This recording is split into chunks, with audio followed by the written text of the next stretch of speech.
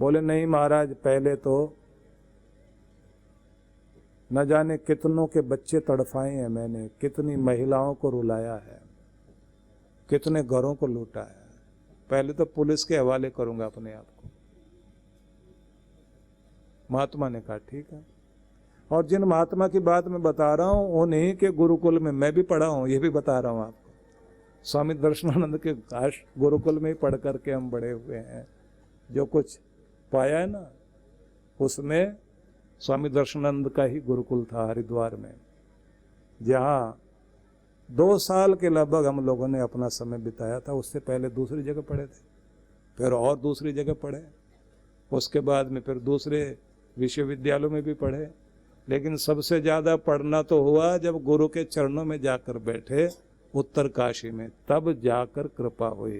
क्योंकि गुरु मिलते हैं जब, तभी वास्तव में बात बनती है। तो आपको बताने लगा हूं,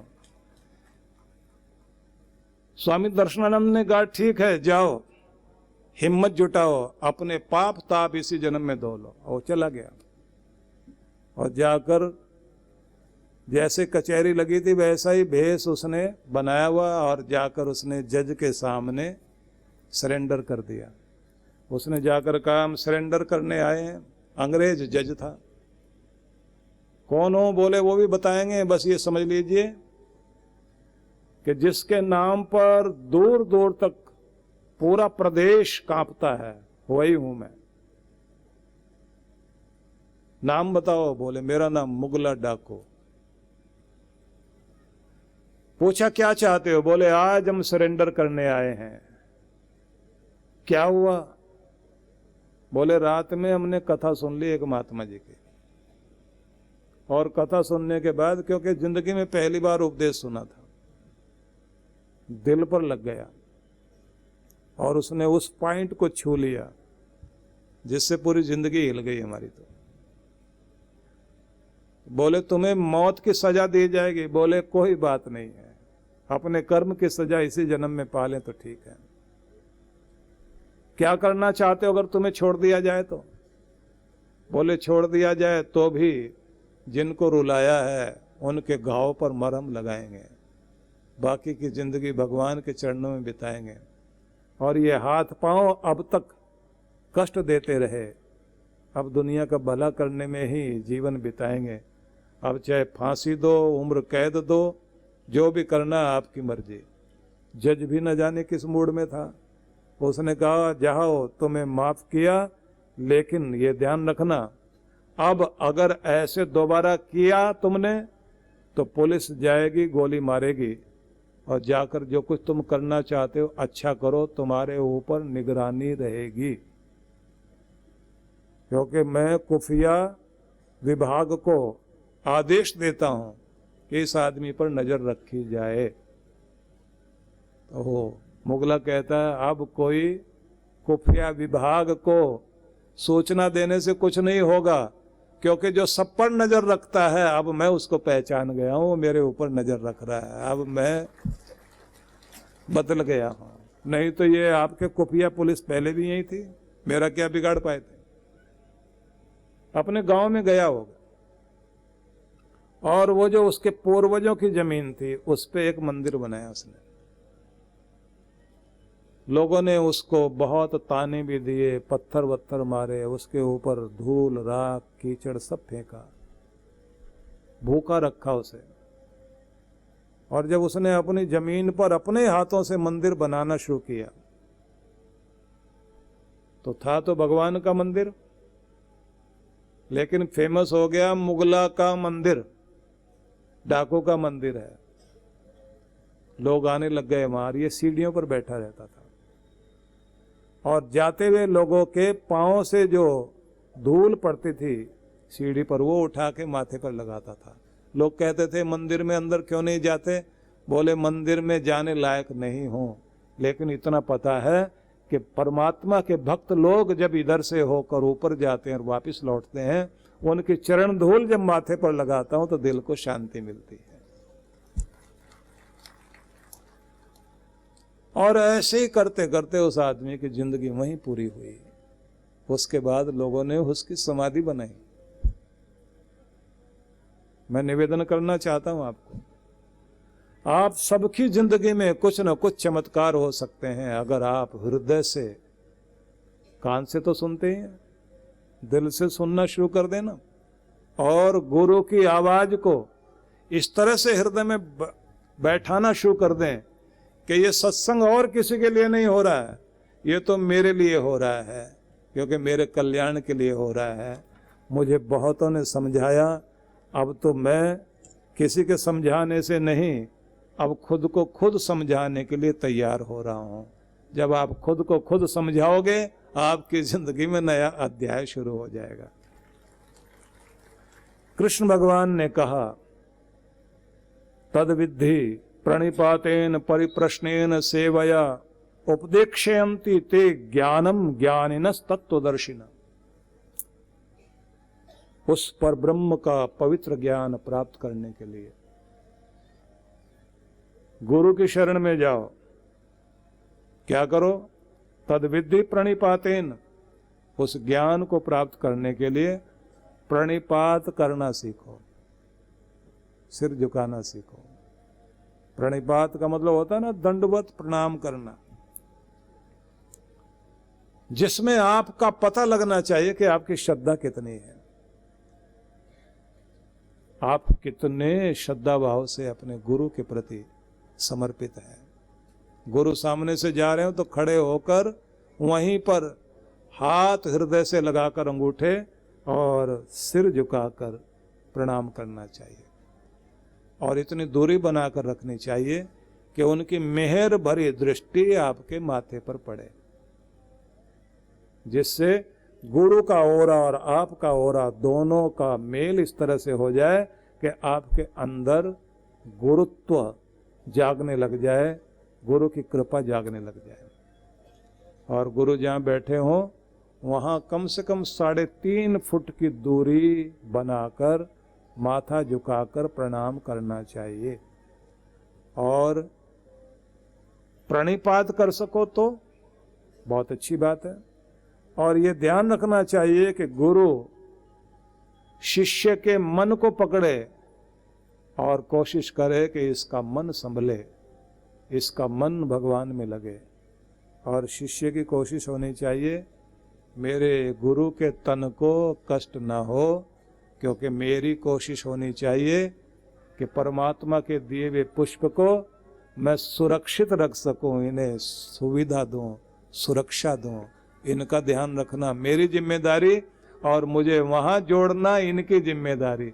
अपने गुरु के प्रति जो ऐसी श्रद्धा रखता है वहां कृपा होती है।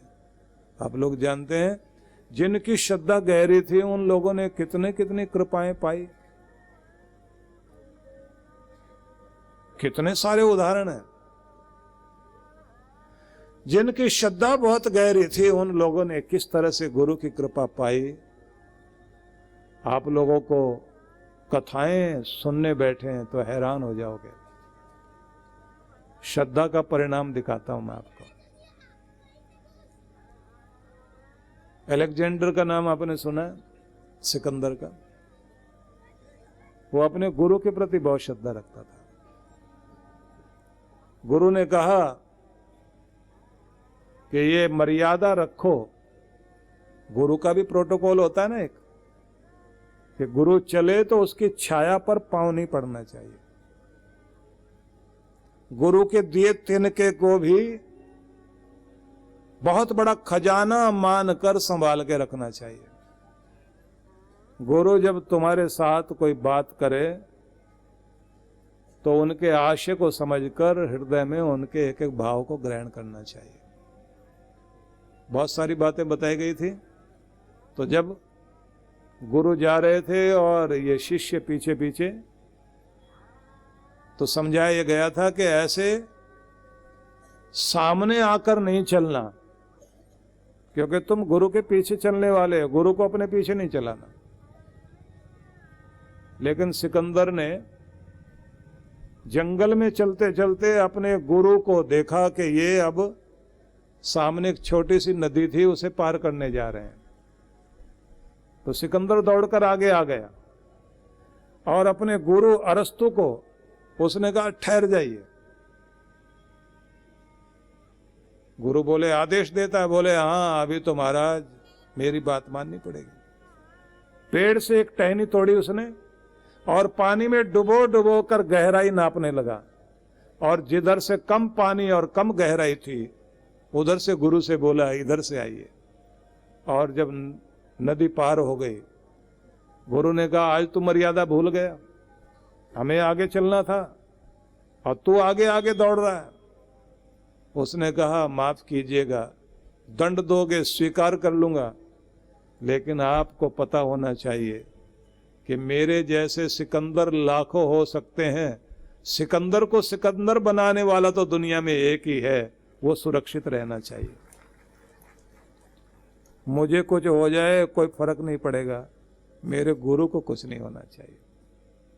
गुरु ने आशीर्वाद दिया कि तेरा ज्ञान, तेरी भक्ति, तेरी शक्ति दुनिया में उभरेगी, दुनिया में नाम कमाओगे, जो चाहोगे वो मिलेगा, क्योंकि तुम्हारी श्रद्धा भी बुद्धिपूर्वक है और तुम्हारा लक्ष्य भी जरूर तुम पा जाओगे, क्योंकि तुम्हारे पास चतुराई भी है, विवेक का इस्तेमाल करते हो। न जाने कितने कितने लोग हुए हैं, और मैं आपको बताना चाहता हूं उसकी श्रद्धा कितनी थी।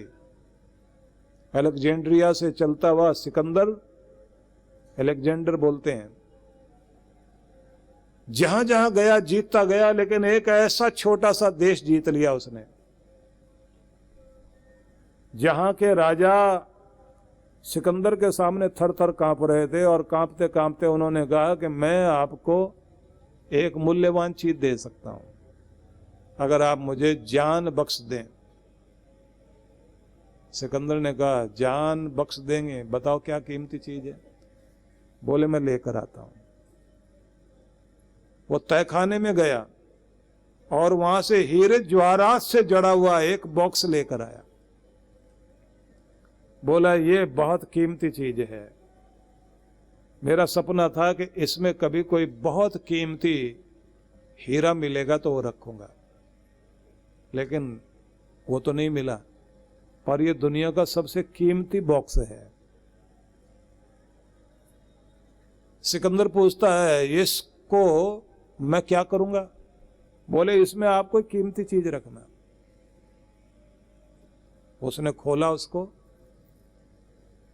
पूछने लगा तुम बताओ कीमती चीज क्या है। बोले हर एक आदमी के लिए कीमती चीज उसके मन के अनुसार होती है। कोई लोग शराब को कीमती समझते हैं, कोई इत्र को कीमती समझते हैं, कोई हीरे जवाहरात को कीमती समझते हैं। आप देखिए आप किसको कीमती समझते हैं। सिकंदर आंखें बंद करके बैठ गया। उसने कहा दुनिया में सबसे कीमती मेरा सदगुरु है, और मेरे सदगुरु की शिक्षाएं जहां लिखी हुई हैं उस किताब को रखने वाला बॉक्स मुझे मिल गया, मैं बहुत खुश हूं।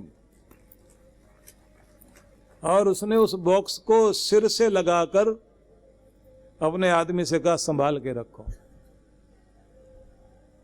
मेरे गुरु की शिक्षाएं इसमें रखी जाएंगी।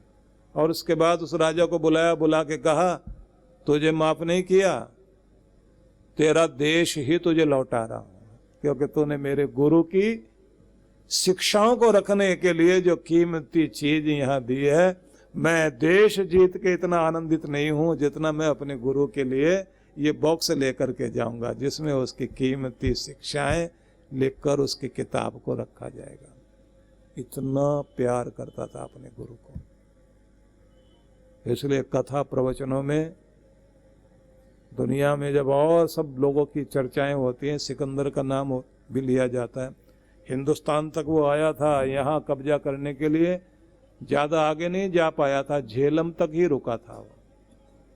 मतलब रावी नदी जो लाहौर है ना, वहीं तक आ पाया था, इससे आगे नहीं आ पाया। बहुत बड़ा भूभाग था हमारा, पूरा पाकिस्तान और अफगानिस्तान वाला पूरा भाग तो हमारा हिंदुस्तान का ही भाग था। पर दुनिया दुनिया को जीता उसने, विश्व विजेता कहलाता था। मैं ये निवेदन करना चाहता हूं आप सबको, अगर आपकी श्रद्धा गहरी है तो सब कुछ मिलता है। ये श्रद्धा आपको जिताती है। इसलिए कृष्ण भगवान ने कहा प्रणिपात करना सीखो, प्रणाम करने का ढंग तुम्हें आ जाए, परिप्रश्नेन, और ठीक से जिज्ञासा करनी आए, सेवया, और गुरु को सेवा के द्वारा प्रसन्न करो, उपदेक्षन्ति ते ज्ञानम, तब वो जो ज्ञान तुम्हें दें, ज्ञानिनस तत्वदर्शिन, वो तत्वदर्शी ज्ञानी लोग जो तुम्हें उपदेश देंगे तुम्हारी जिंदगी को धन्य कर जाएंगे। अपने गुरु की शरण ग्रहण करो। तो किस्मत वाला व्यक्ति होता है जिसकी जिंदगी में गुरु हो, गुरु की शिक्षा, गुरु की विद्या, उस विद्या को पाकर अपने जीवन को धन्य करने की चेष्टा हर किसी को करने की कोशिश करनी चाहिए। लेकिन मैं ये निवेदन जरूर करूंगा कि जब गुरु के पास आप बैठें, उन लम्हों को सबसे ज्यादा कीमती मानना। गुरु के पास बैठे, गुरु ने कहा कि तुम्हें कुछ सूत्र दे रहा हूं। क्या बोले? कि सोचो मेरी उन्नति में कौन चीज बाधक है, मेरी कौन सी आदत मुझे आगे नहीं ले जाने देती, आगे जाने से रोकने वाली आदत कौन सी है। पीछा छुड़ाना अगर आ गया, जिंदगी कीमती बन जाएगी। गुरु ने दिया उपदेश, अब चिंतन करते रहो, किस आदत के कारण मेरी प्रगति रुकती है, किस आदत के कारण मैं अपनी सैर नहीं कर पाता, एक्सरसाइज नहीं कर पाता, मेरी सेहत नहीं बनती, किस कारण मेरे घर का रिश्ता खराब होता है, किन चीजों के कारण मैं आगे नहीं बढ़ पाता। गुरु ने बैठे बैठे एक पंक्ति बोल दी कि सोचो मेरी उन्नति में कौन सी चीज बाधक है, कौन सी आदत, कौन सा दुर्गुण, आज से छोड़ने के लिए तैयार हो जाओ। ये दिया प्रसाद,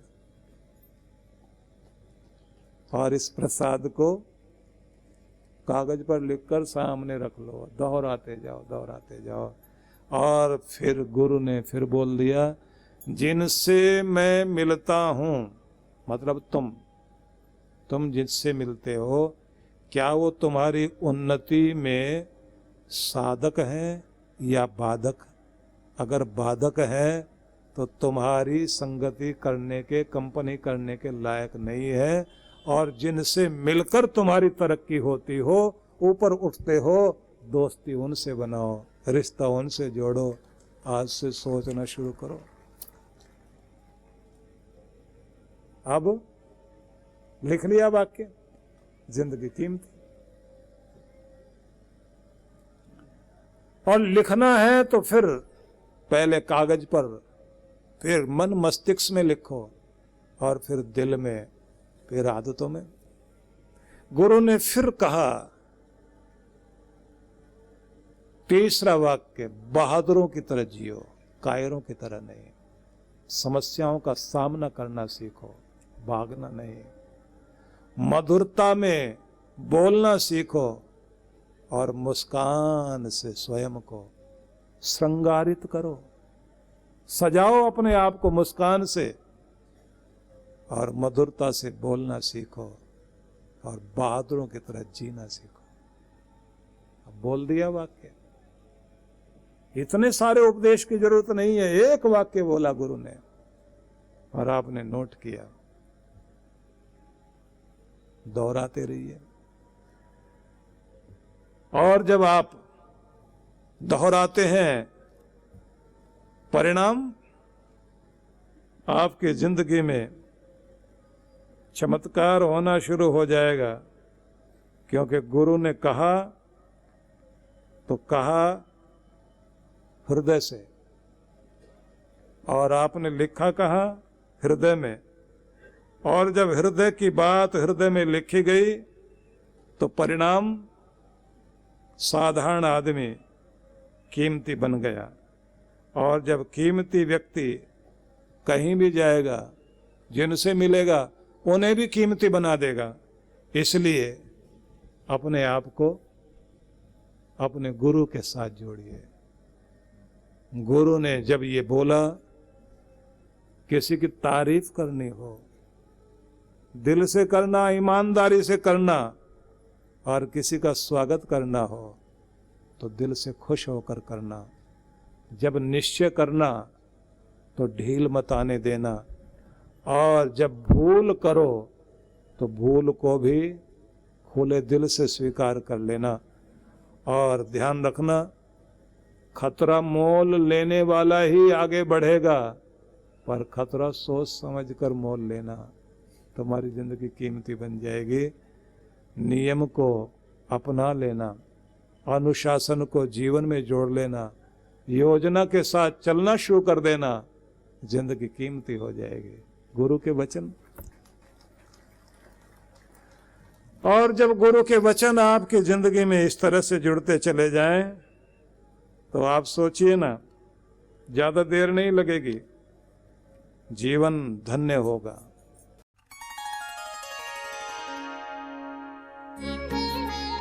परम पूज्य श्री सुधांशु जी महाराज एवं डॉक्टर अर्चिका दीदी जी के पावन सानिध्य में विश्व जागृति मिशन पिछले कई वर्षों से जनहित को सुख समृद्धि एवं रिद्धि सिद्धि प्राप्त कराने हेतु गणेश लक्ष्मी महायज्ञ का आयोजन करता आ रहा है।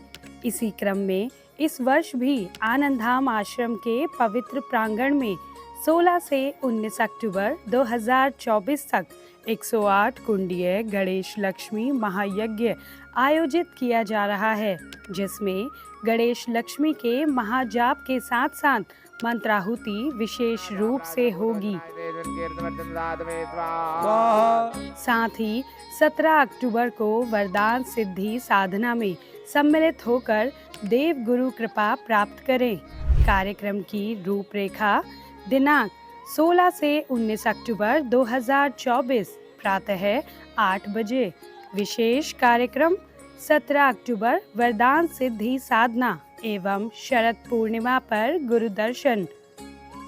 आयोजक विश्व जागृति मिशन।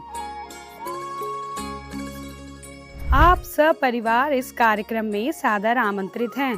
आप घर बैठे भी यज्ञ में भाग ले सकते हैं। यज्ञ में यजमान बनने के लिए संपर्क करें।